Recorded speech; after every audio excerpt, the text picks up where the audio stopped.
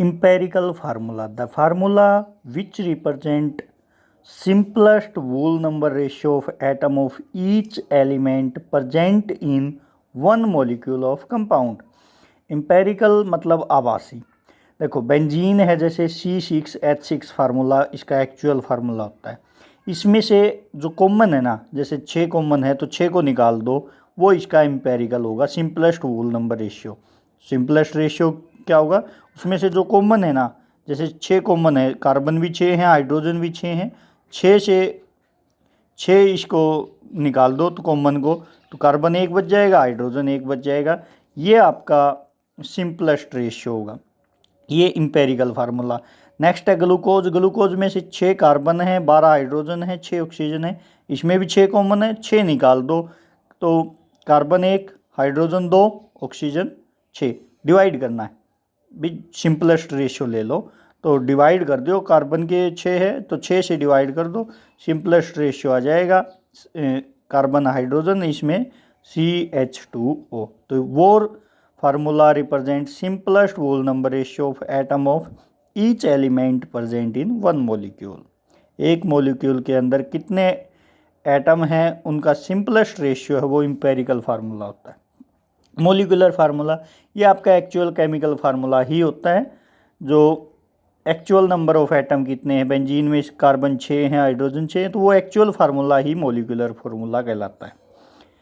Glucose का actual formula carbon 6, hydrogen 12, oxygen 6 हैं, तो ये ही इसका एक्चुअल फार्मूला है। कई ऐसे होते हैं जिनमें दोनों सेम होते हैं, क्यों? क्योंकि उनमें कोई रेशियो, कॉमन रेशियो निकलता ही नहीं।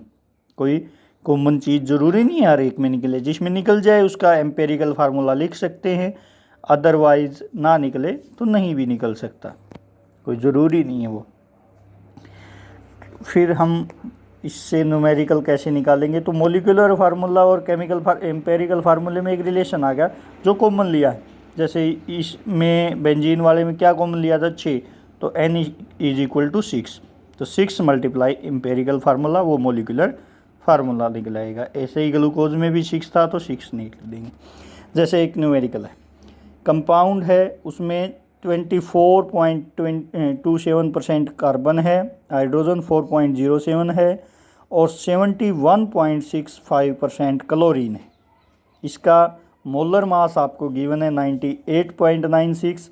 इंपेरिकल एंड मॉलिक्यूलर फार्मूला क्या होंगे, तो स्टार्टिंग आपको कैसे करना, एलिमेंट क्या है, कार्बन है, हाइड्रोजन है और क्लोरीन है, यही 3 चीज़ गिवन है। कार्बन का रेशियो दिया हुआ है, हाइड्रोजन का दिया हुआ है और क्लोरीन का दिया हुआ, तो एलिमेंट इसमें कार्बन है, हाइड्रोजन है और क्लोरीन है। कार्बन का सिंबल C, हाइड्रोजन का H, क्लोरीन का Cl।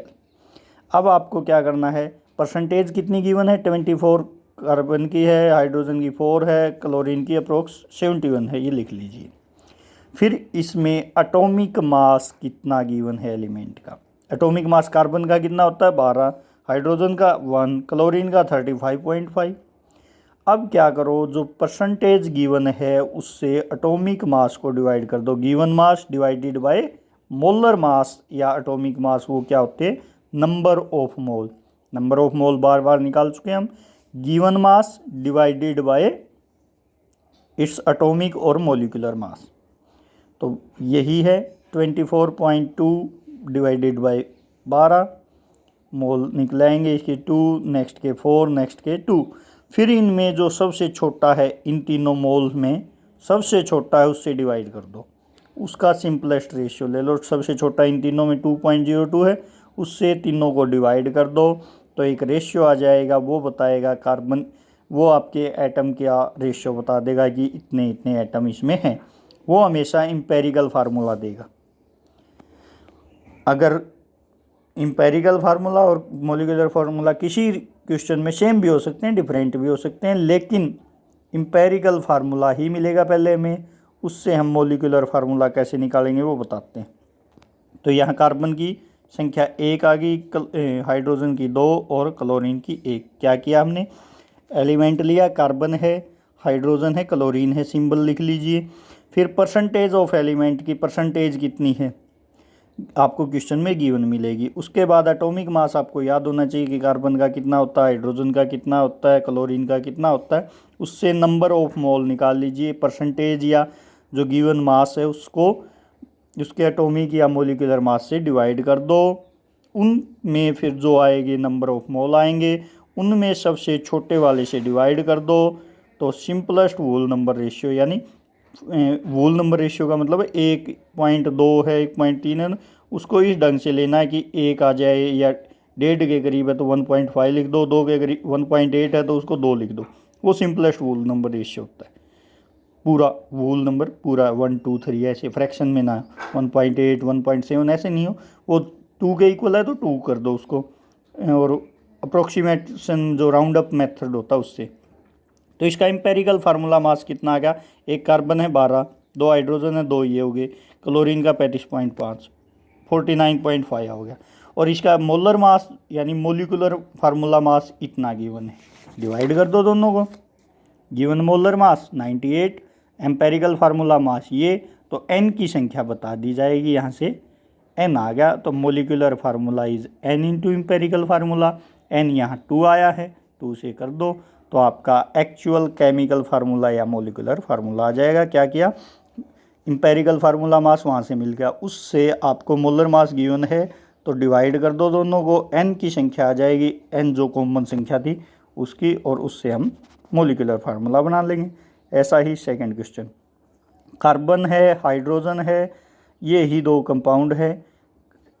अच्छा, एलिमेंट कार्बन और हाइड्रोजन, सिंबल सी और एच, परसेंटेज 92 है, 1 है, एटॉमिक मास 12 है, 1 है, मोल 92/12 निकाल लो, 7.68/1 निकालो, इनमें से छोटा है उनसे डिवाइड कर दो, सिंपलेस्ट वोल नंबर रेशियो ले लो, आपका एम्पेरिकल फार्मूला आ जाएगा। कार्बन थे, परसेंटेज मास की है ये, कितना मास है इसमें, मतलब लीजिए 100 ग्राम है तो 100 में से 92.3 ये होगा, और 7.68 ये होगा।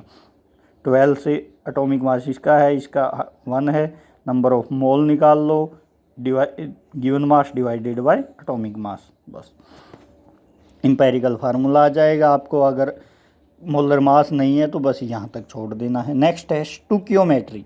स्टोकियोमेट्री क्या होती है, tells about quantitative relationship. Quantity मतलब 2 हैं, 5 हैं, 7 हैं, इतनी क्वांटिटी कितनी है बिटवीन रिएक्टेंट एंड प्रोडक्ट। मान लीजिए जैसे 2H2 + O2 है तो 2 हाइड्रोजन है, 1 ऑक्सीजन है, ये क्वांटिटी है इसकी। क्या हाइड्रोजन की अमाउंट 2 है, यहाँ जैसे गिवन है 1 मोल मीथेन का है, 2 मोल ऑक्सीजन के हैं, ये क्वांटिटी है।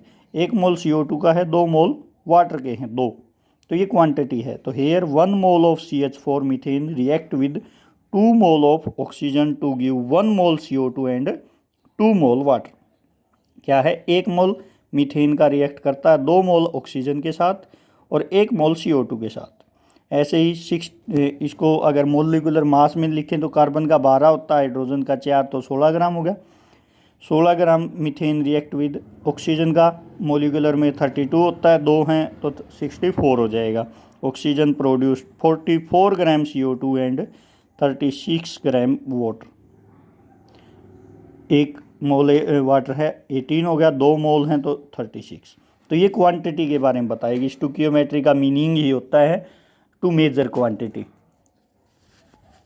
तो 1 मोल मीथेन का 2 मोल वाटर के साथ हैं, 2 मोल ऑक्सीजन के साथ रिएक्शन करके 1 मोल CO2 देता है और 2 मोल प्रोडक्ट। तो ये क्वांटिटी के बता रहा है कि कितनी क्वांटिटी मिलके, कितनी क्वांटिटी रिएक्टेंट की मिलके, कितनी क्वांटिटी प्रोडक्ट की बनी है। जैसे 16 ग्राम मीथेन रिएक्ट करके 64 ग्राम ऑक्सीजन के साथ 44 ग्राम CO2, इसका मोलिकुलर मास निकाल लेना, इसका भी निकाल लोगे तो पता चल जाएगा। क्वेश्चन है जैसे, how many mole of methane are required to produce 22 gram CO2 after combustion. Combustion reaction लिख लो, मीथेन की ऑक्सीजन के साथ रिएक्शन है, वो CO2 और वाटर बनाते हैं, ये ऑक्सीडेशन भी बोलते हैं इसको, कंबस्शन भी बोलते हैं। लकड़ी होती है जैसे कार्बन होता है, उसमें ऑक्सीजन कार्बन डाइऑक्साइड बन जाएगा, ऐसे ही मीथेन है, इसकी बैलेंस केमिकल रिएक्शन लिखो पहले तो, बैलेंस होनी चाहिए। इसमें 1 कार्बन 4 हाइड्रोजन 4 ऑक्सीजन, 2 और 2 4 ऑक्सीजन, तो बैलेंस केमिकल इक्वेशन लिखो। कम्बस्शन ऑफ मीथेन के लिए लिख ली। उसके बाद ये देखो 1 मोल मीथेन है, कितना देता है, 1 मोल CO2 देता है। और हमें क्या बताना है कि 22 ग्राम CO2 कब मिलेगी। 1 मोल CO2 का होता है 44 ग्राम, कार्बन 12 और 32 ऑक्सीजन 44 ग्राम। तो 44 ग्राम प्रोड्यूस मीथेन फ्रॉम 1 मोल, 1 मोल से हुई है भी, 1 मोल मीथेन का 1 मोल CO2, 1 मोल CO2 44 ग्राम और ये 16 ग्राम। तो 44 ग्राम प्रोड्यूस फ्रॉम 16 ग्राम मीथेन, 22 ग्राम निकालना है। तो कैसे होगा, हाफ कर दो उसका बस। तो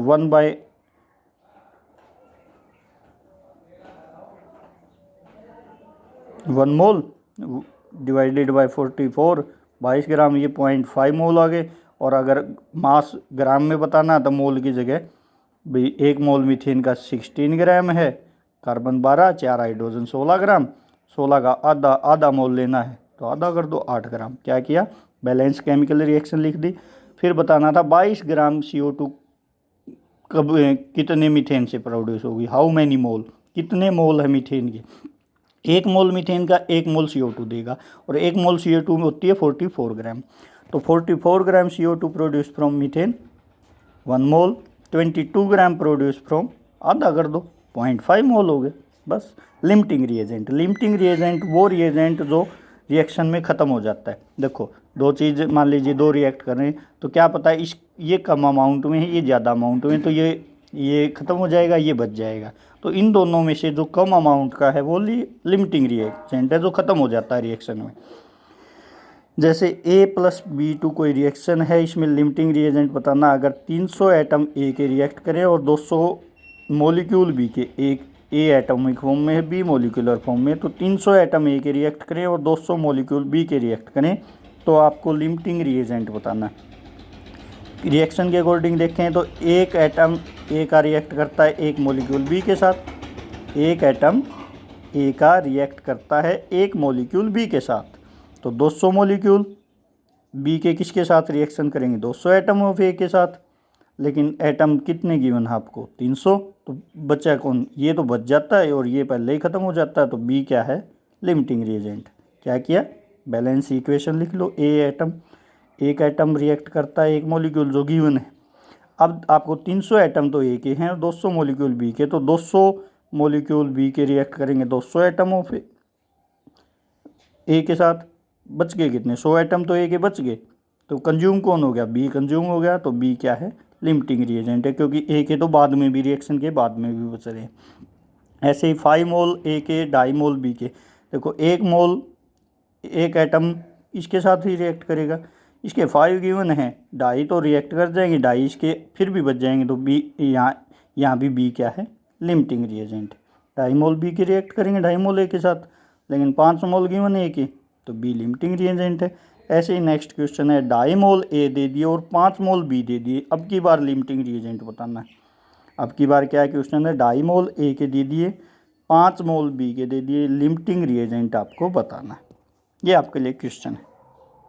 तो बस इसमें यही देखना है, बैलेंस इक्वेशन लिख दो। ये तो गिवन ही ऐसा है तो ऐसा ही लिखो। उनमें से जो पहले ख़त्म हो जाए वो लिमिटिंग रिएजेंट है, जो बच जाए वो एक्सेस रिएजेंट है। लिमिटिंग जिसकी कमी हो, एक्सेस जो बच जाए, बस।